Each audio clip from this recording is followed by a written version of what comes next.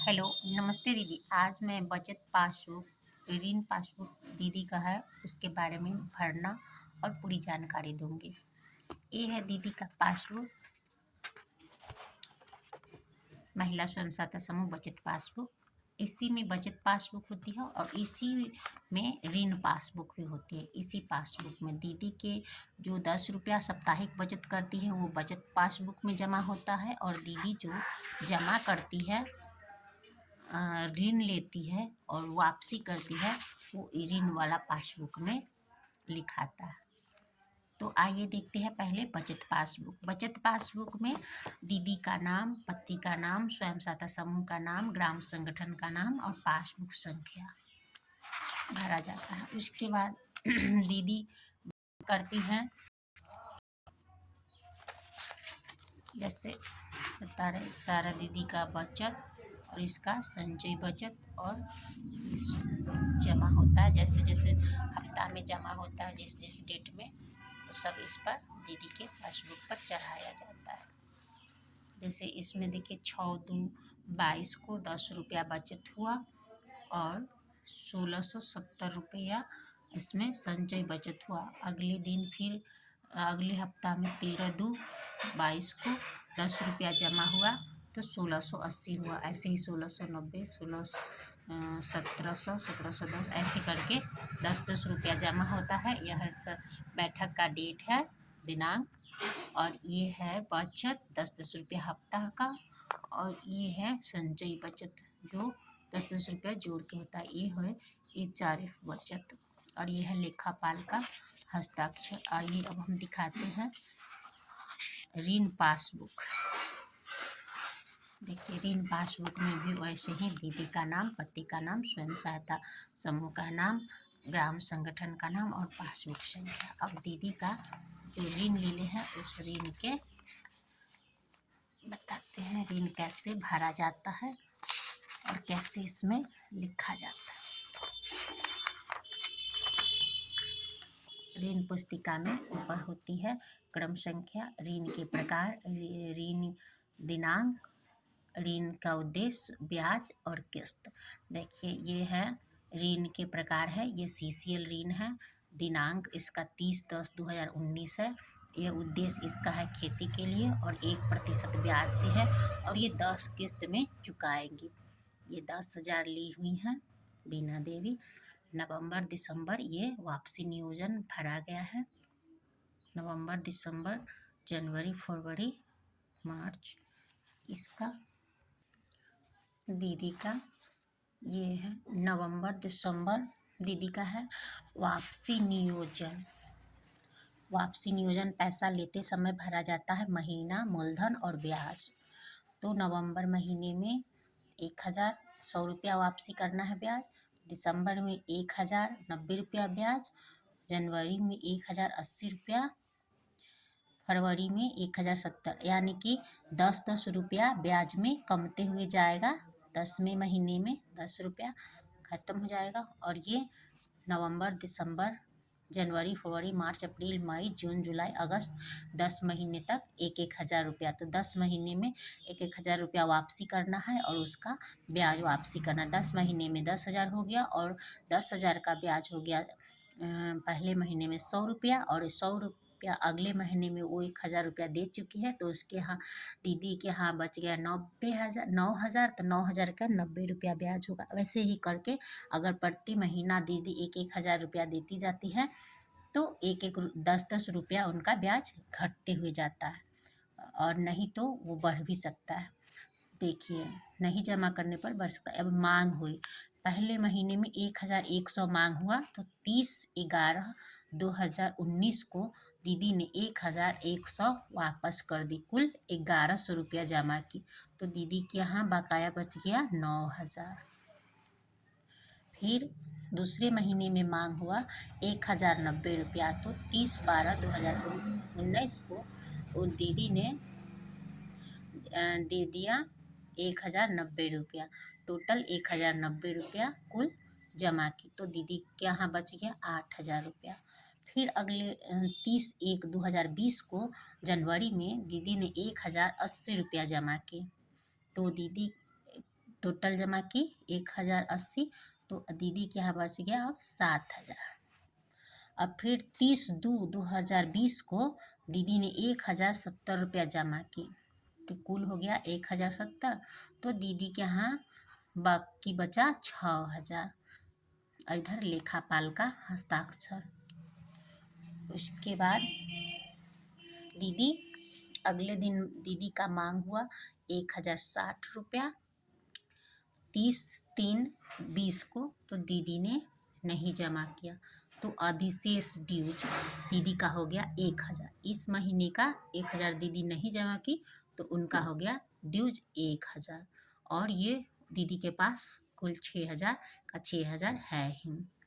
अब अगले महीने फिर दीदी का मांग हुआ 1000 दीदी का मांग हुआ, और पिछले महीने का जो नहीं जमा किए तो 2000 ये हो गया उनका मांग, और 60 रुपया पहले महीने का, जिस महीने में तीसरे महीने का जो नहीं जमा किए सो, और इस महीने का भी 60 रुपया, यानी कि 120 रुपया इसका ब्याज हो गया। चौथे महीने में मांग हो गई 30/4/2020 को 2120 रुपया मांग हो गई। दूसरे महीने में भी दीदी ने नहीं दी, तो अधिशेष हो गया, अधिशेष 2000 हो गया। इस महीने का तीसरे महीने का 1000 और चौथे महीने का 1000, तो हो गया 2000। 2000 अधिशेष ड्यूज हो गया दीदी का। फिर वही दीदी के पास 6000 का 6000 है ही ऋण। अब उसके बाद फिर 30/5/2020 को फिर मांग हुई, तो मांग में भराएगा फिर 3000 तीसरे महीने का, चौथे महीने का और पाँचवें महीने का, तीनों का मिला के 1000 3000 हुआ। और ब्याज हो गया 60/60 रुपया से 60 रुपया 60 रुपया और 60 रुपया, 3 महीने का 60/60 से 6000 का 180 रुपया ब्याज। तब पर भी दीदी पाँचवें महीने में भी नहीं दी, अधिशेष हो गया 3000, और उधर 6000 है ही दीदी का। फिर दीदी का मांग हुआ छठे महीने में 4240 रुपया ब्याज, दीदी वो भी नहीं दी। फिर अगले महीने 7वें महीने में दीदी का मांग हुआ 5300 ब्याज, दीदी वो भी नहीं दी। अधिशेष दीदी का हो गया क्या 7वें महीने में 5000। अब दीदी 8वें महीने में दीदी का मांग था 6360 रुपया मांग हुआ, तो दीदी 30/8/2020 को 1360 रुपया ब्याज, तो ब्याज पूरा जमा की और मूलधन 1000 जमा की, तो ब्याज हो गया कुल हो गया 1360 रुपया। तो अभी अधिशेष बच गया 5000 और मूलधन बकाया भी 5000 बच गया। फिर अगले महीने 30/9/2020 को मांग था 5050 रुपया, 5000 का 50 रुपया। फिर अगले महीने दीदी ने नहीं दी, तो बकाया हो गया 5000 और अधिशेष भी 5000 हो गया दीदी का हस्ताक्षर। फिर 10वें महीने में दीदी का मांग हुआ 5000 और 100 ब्याज, पिछले महीने में न मूलधन दी और न ब्याज दी, तो फिर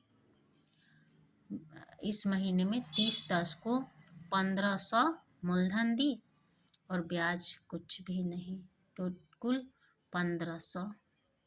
तो बच गया दीदी के यहाँ अधिशेष 3500 और मूलधन भी 3500। फिर मांग हुआ दीदी का 3500 और 135 रुपया ब्याज, 100 रुपया पहले का और इसका 35 रुपया, तो 135 रुपया। 30/11 को दीदी ने फिर कुछ पैसा नहीं दी, तो अधिशेष हो गया 3500 और मूलधन बकाया ऋण 3500। फिर अगले महीने में दीदी का 3500 मांग थी और 170 रुपया ब्याज था। तो दीदी ने 30/12/2020 को 3500 मूलधन और 170 रुपया ब्याज, टोटल कुल 3670 रुपया जमा किए। अधिशेष 0 और ऋण भी 0, पूरा चुकता हो गया। दीदी ये है ऋण पुस्तिका, आप लोगों को समझ में आ गई होगी। ऋण पुस्तिका भरना जैसा मैंने बताया, ऋण का प्रकार इसमें भरा जाता है, दिनांक, उद्देश्य, ब्याज, किस्त और ऋण की राशि, सदस्य के हस्ताक्षर और वापसी नियोजन कैसे भरा जाता है, वापसी नियोजन भी बता दी हूँ। और मांग भी कैसे भराता है वो भी मैं बता दी हूँ कि मांग क्या होता है और कैसे भरा जाता है। उसके बाद दिनांक, प्राप्ति विवरण, प्राप्ति जब होता है तो दिनांक, मूलधन और ब्याज भरा जाता है, वो भी मैं बताई हूँ। और कुल भी भरा जैसे कि 1100 भरा गया तो कुल 1100 हुआ, वो भी कुल कैसे भरा था वो भी बताए। अधिशेष क्या होता है, अधिशेष वो होता है जो कि जिस महीने में जमा करना रहता है, मांग रहती है और नहीं दिया जाता है, वो अधिशेष होता है उस महीने का। और बकाया भी मैं आसान तरीके से बताई हूँ। और उसके बाद लेखापाल का हस्ताक्षर। तो ये है दीदी ऋण पुस्तिका। और इधर मैंने बताया था बचत पुस्तिका, जो कि दिनांक बाई दिनांक रजिस्टर, साप्ताहिक रजिस्टर पर जो डेट चढ़ता है वो दीदी के पासबुक पर तारीख चढ़ता है और 10 रुपया चढ़ता है, और वो इधर जोड़ जोड़ कर पैसा दसते हुए बढ़ते हुए जाता है। उसके बाद दीदी का इधर हस्ताक्षर होता है। तो ये है दीदी बचत पासबुक। आशा करती हूँ आसानी से आपको बचत पुस्तिका भरना और ऋण पुस्तिका भरना आप लोगों को आ गया होगा। धन्यवाद।